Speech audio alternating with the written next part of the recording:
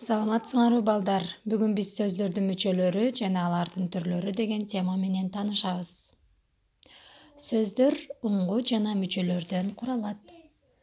Сөз мүчөлөрү сөз жасоочу, сөз өзгөртүүчү болуп экиге бөлүнөт.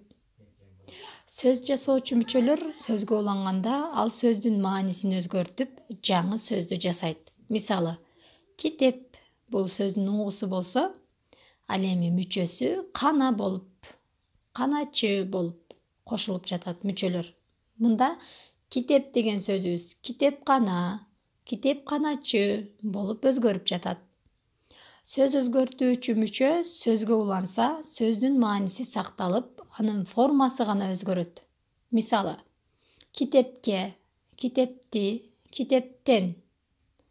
Эстеп калгыла, сөз өзгөртүүчү мүчө сөзгө уланса, сөздүн мааниси сакталып, анын формасы гана өзгөрөт. Китепке, китепти, китептен.